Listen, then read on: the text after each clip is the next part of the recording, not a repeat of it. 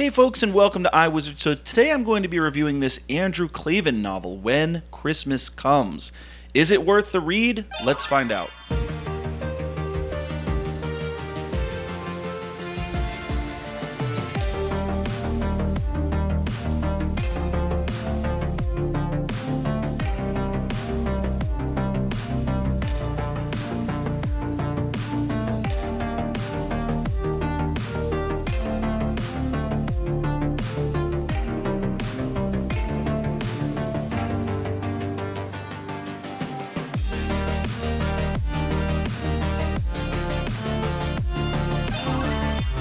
All right, Jordan here. Welcome back. So just a little bit of context here. I thought since it's December with Christmas coming up that I would get into the holiday spirit and review Andrew Klavan's When Christmas Comes. So this is book one in the Cameron Winter Mystery Series.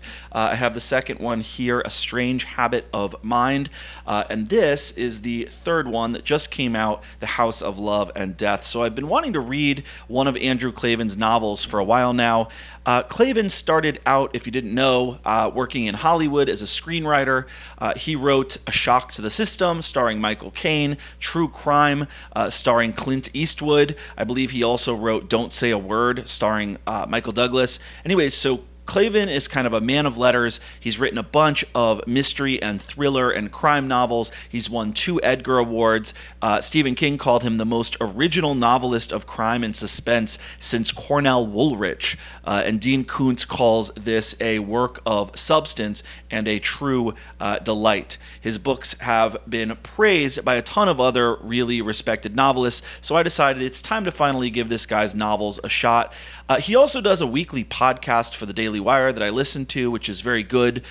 So I'm just now dipping my toes into his fiction. And it's funny, I actually know his kids too. I've had Andrew's son Spencer Klavan on this YouTube channel probably 3 times at this point, just because of my interest in the classics. And Spencer is a really bright and erudite guy.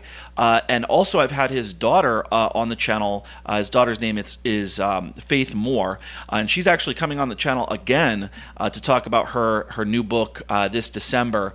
And so kind of a powerhouse family with the Klavans. All right, so what then is this book about? The story takes place in this idyllic lakeside town called Sweet Haven, which is like this quaint, wholesome, Hallmark village trapped in a snow globe kind of gingerbread town. And it's a place that's patriotic, where there are lots of military families.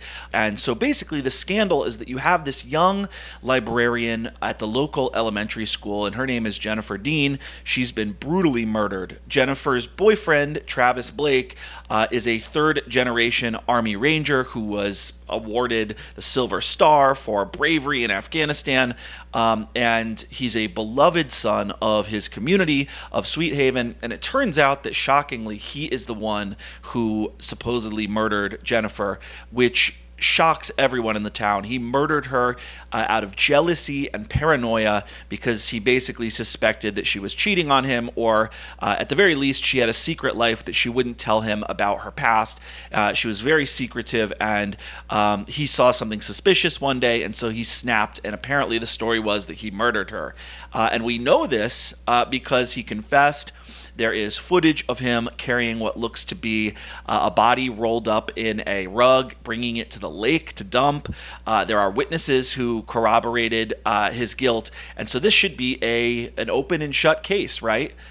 Turns out wrong, because something just isn't right. Something just doesn't quite add up here. And so that's kind of at the heart of the story. And that is where our main character, Cameron Winter, comes in. Winter is an English professor. He's kind of this broody, lonely, isolated type guy. And we can tell instantly that he's got a very strange past of his own. He's haunted by the ghosts of his own Christmases past.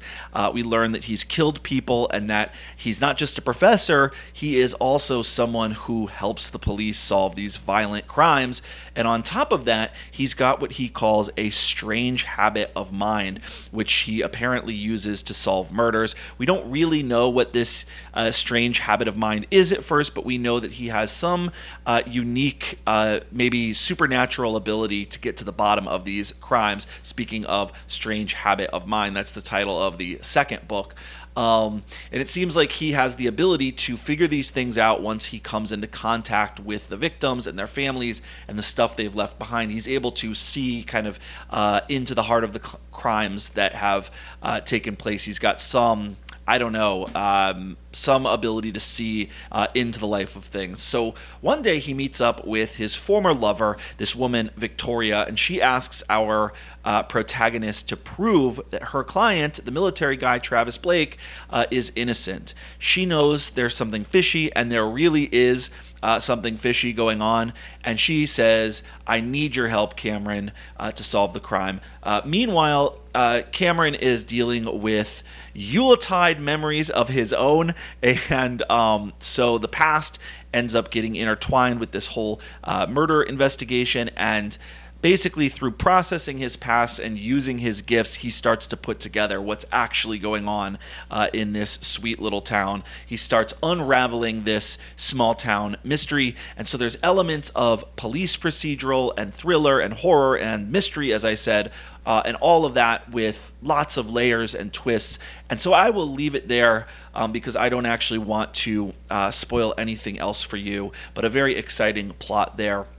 So let's get into what I liked.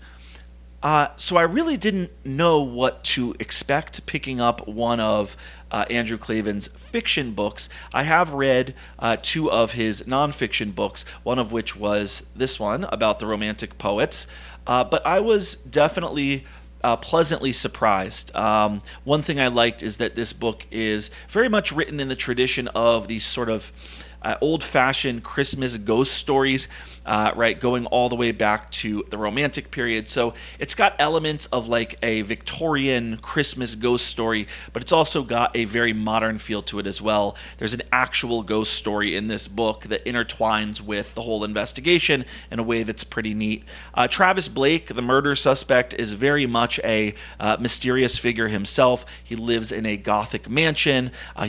He rides a horse called Midnight that's black, and he has a very, I guess, dark persona. The whole book is like if you combined a, 19th century Gothic novel with someone like Jack Carr. So it's got that fast-paced, sort of page-turning thriller vibe to it, but it's also got an old-fashioned, as I said, romantic, classic feel to it. And of course, Klavan has real literary chops. And so it's sort of intellectual and elevated at times.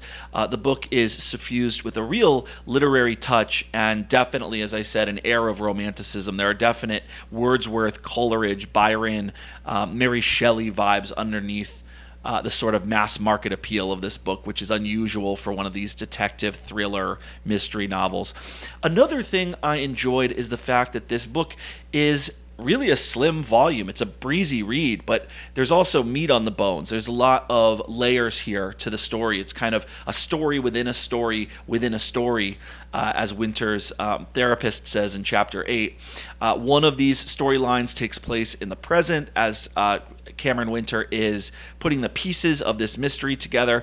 One storyline takes place in Winter's past as he's sort of working his way through the relationship he had with his first real love, Charlotte, when he was a kid. And then it feels like there's another storyline too as we get to dive into the past of Travis and Jennifer through the stories that people close to them tell. So it's got a really layered feel, which I liked.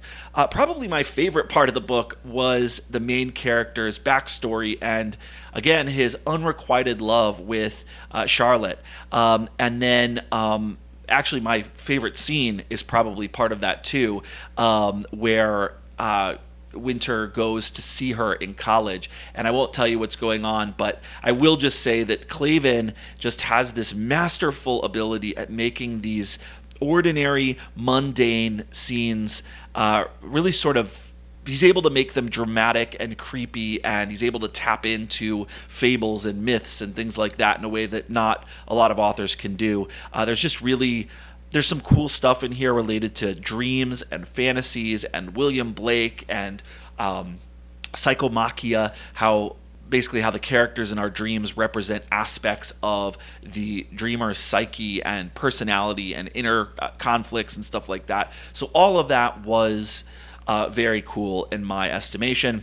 And lastly, before I get into the few things I didn't like about this book, I'll just mention that I appreciated that one of the main themes in this book is the sense that traditions and memories, especially on special occasions like Christmas, just the sense that our culture tends to degrade these special occasions like Christmas, right? Oh, it's commercial and decadent, and family life too, and the time we spend together doing goofy family stuff, right? Our culture has this way of portraying these things as lame and denigrating them and calling them phony and decrying the nuclear family and stuff like that. But the theme here is that Christmas memories with family, these are the most real things.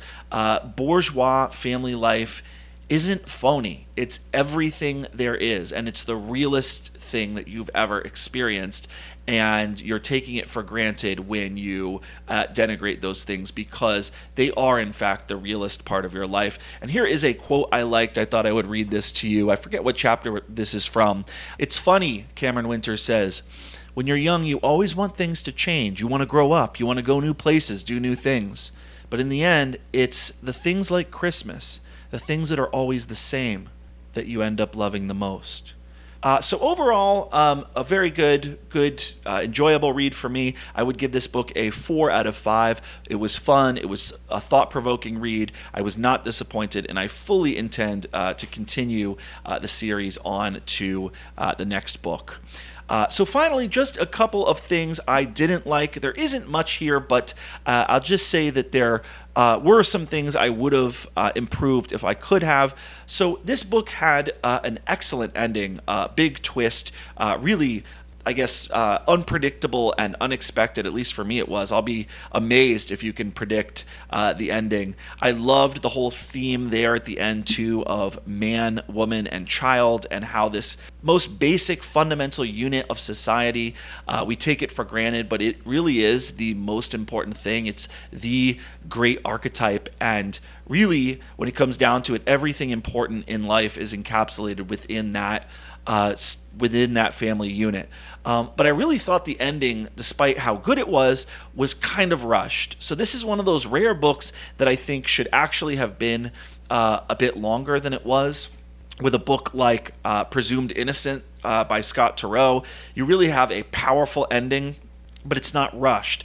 Every piece of it is well executed. This is well executed in the sense that it makes entire sense. The whole plot and the ending, the twist, it all makes sense. It's very interesting, but it's just kind of dropped on you, and then the book ends. Like, you realize this big twist, this big secret, you realize what was going on the entire time, and that realization is dropped on you, and then you get like 5 pages of that revelation explaining the whole denouement, and then it's over, and you get the catharsis, and then the book's done.